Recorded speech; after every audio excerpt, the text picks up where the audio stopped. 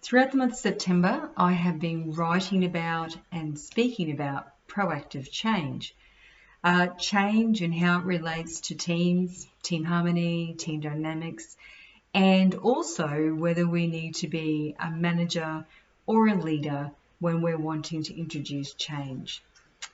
I've been very fortunate in my career in that I was working within large organisations, and part of my role, or a large part of my role, was introducing change. So when I was working within those organisations, I got to really experience what it's like to introduce change. You know, how it can be painful and difficult, but also the reward of actually achieving what you've set out to achieve and actually having people come on the journey with you because they want to and because they see the benefits in why the change should be implemented. And I feel that that's a real benefit when I work with my clients now because I've experienced it. I know what it's like. Um, did I make mistakes? Yes, I did, no doubt about it, especially in the early days. There were things that, where I really crashed and burned in trying to introduce change. But I learned from those things and moved on from that, but took the learning with me. And as an external person now, so where I'm working with clients, it's a different experience for me because I'm not always embedded in actually delivering the change. Sometimes I do get to do that, and I love that. Other times I'm guiding people within the business and making recommendations and providing them with a plan around how they introduce change within their business. And I think about one change project I was a part of with a client, so I was external. And it's interesting that, at the time, people probably don't always think about the fact that we're introducing change, but that's what we're doing in many different ways. And this was a business that had been around for quite some time, quite successful, and a pretty good culture, I would say, a really good culture and quite family orientated. Yet the business knew those who were in important roles within the organisation, especially the business owner, knew that they needed to look at what happens next for our business, where we're starting to move into new people coming into leadership roles within the organisation, and how do we prepare them for this? What does our business want to achieve? Where do we want to go? And what are the things that we need to implement to take us to that next stage of the business's life? And I have to say it was quite a privilege to be a part of this and to work with the team and analyse the business. So I worked with the leadership team around this, and we analysed the business, as to where it was, where it wanted to go, and what were the steps that we needed to take along the way to get there. So I worked really closely with someone in the organisation, and that person then took on the role of leading the change.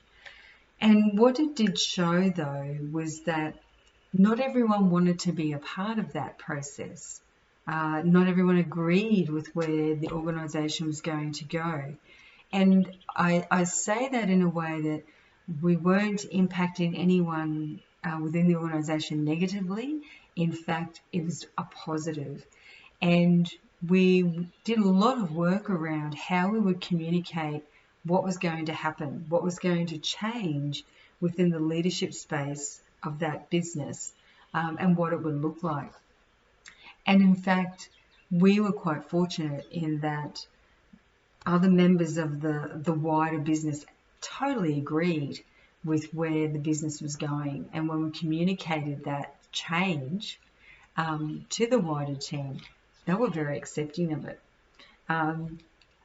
However, as I say, there were some that weren't accepting of that change, and they decided that it was not for them. And, they decided that they would leave the organisation and let it go on its way.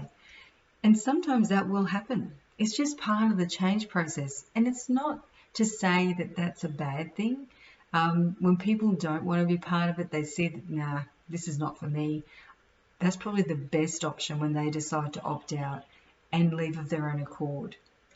The organisation then went on to implement the changes that they needed to take the business to the next stage of where they wanted to go. And they're continuing to be successful, because really that is what change is about. That's part of that evolving and continuing to grow. Now, as I said earlier, I've had that. I had those opportunities very early in my career, working in large organisations, being a part of, large change projects, but also smaller ones as well. And now I feel like I've come full circle, because even though I have my own business that I look after, I also have a role leading a not-for-profit. And I am introducing changes into that organisation. Some that we have been working on for some time, and but changes that are needed to take that business to the next stage where it needs to go. And I have to say, I'm very grateful for that opportunity to step into a role like that, to experience these challenges now in this working environment, which is faster, more complex than when I was working within organisations some time ago. So I have that empathy when I'm working with my clients now, where understanding what they're coming up against within their businesses and in the wider business community, and how they keep trying to evolve their business to continue to succeed. So I guess that's one of the things we need to think about, that change can be big or it can be small. Just depends on your organisation, your business, and what you're wanting to do. But like I said, that's the key to evolving and continuing to be successful. So we need to understand where we are, where we want to go, how we're going to get there, who we're going to involve, how we're going to communicate the change, what are the benefits of the change, and how will we keep measuring progress on that change to make sure we're heading in the right direction. Because change may not always be easy, but it will always be satisfying and fulfilling when you get to the end result that you were looking for.